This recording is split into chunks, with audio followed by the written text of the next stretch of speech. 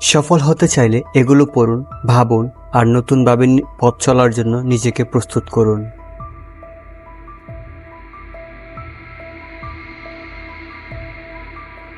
আজ থেকে 5 বছর পর আপনি কোথায় যাবেন তা নির্ভর করবে এখন আপনি কী ধরনের বই পড়ছেন, কোন ধরনের মানুষের সাথে মেলামেশা করছেন সেটার উপর।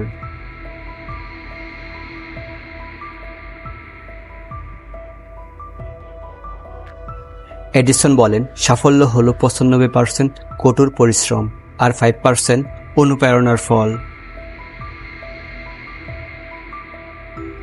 যে ব্যক্তি পড়তে পারে কিন্তু পড়ে না আর যে ব্যক্তি পড়তে পারে না, দুইই সমান।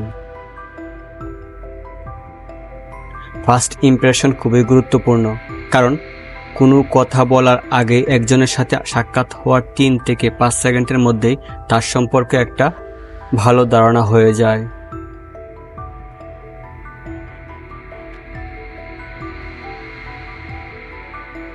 আপনি কি অর্জন করেছেন সাফল্য মাপার মানদণ্ড সেটা নয়, বরং আপনি পড়ে যাওয়ার পর কতবার ঘুরে দাঁড়িয়েছেন সেটা।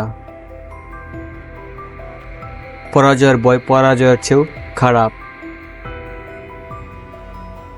একটা পরাজয় আরও পরাজয়ের জন্ম দেয়, কারণ প্রত্যেকটা পরাজয়ের সাথে ব্যক্তি তার আত্মমূল্য হারিয়ে ফেলে, যেটা পরবর্তী পরাজয়ের কারণ। পরাজিতরা কোনো কিছু ঘটার অপেক্ষায় থাকে, তারা কখনোই কোনো কিছু ঘটাতে পারে না। বাহ্যিক সাফল্য আচরণের উপর নির্ভর করে।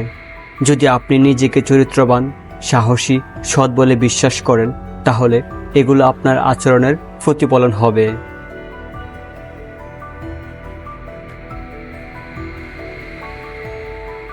জয়ী হতে হলে কি করতে হবে, বিজয়ীরা সেটার উপর গুরুত্ব দেয়, আর বিজিতরা যা পারে সেটার উপর গুরুত্ব দেয়।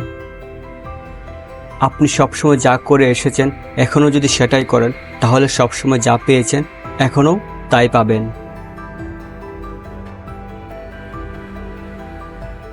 সম্পর্ক তৈরি করা একটা প্রক্রিয়া, কোনো ঘটনা না। আপনার ইচ্ছাশক্তি আপনার ভাগ্যকে অনেকখানি প্রভাবিত করবে। ধন্যবাদ সবাইকে।